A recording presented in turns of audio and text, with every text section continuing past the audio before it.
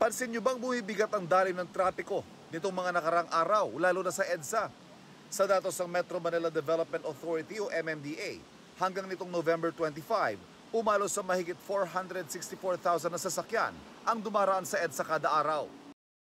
Posibleng bunsod daw ito ng maraming umuuwing balikbayan na magpapasko rito at mga maagang nagsimula sa kanilang Christmas shopping. Definitely, there will be an increase of volume of vehicles for the next few weeks. Yung mga traffic congestion or tinatawag natin mga bottleneck will be near the mall areas. Kaya naman kahit weekend, traffic. Kahit araw ng linggo, makikita natin nagkakaroon ng pagbigat ng daloy ng trapiko dito sa EDSA sa bahagi bago dumating ng North Avenue kung saan matatagpuan ang dalawang malalaking mall. Ayon sa MMDA, asahan ang patuloy na pagbigat pa ng daloy ng trapiko dahil sa Christmas rush.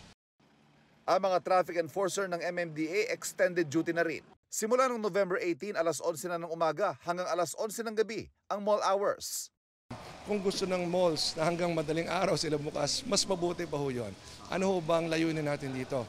Na huwag sumabay ang mga mall goers dun po sa rush hour sa gabi.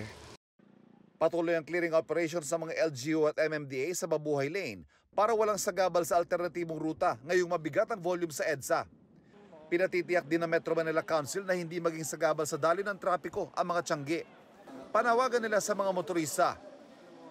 Kung tayo mismo mag-violate, tayo ang magiging dahilan ng traffic, tapos tayo rin magko-complain na napaka-traffic, mas mabuting sumunod po tayo sa batas trapiko.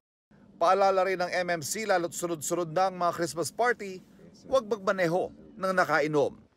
Para sa GMA Integrated News, Ivan Mayrina, nakatutok, 24 oras.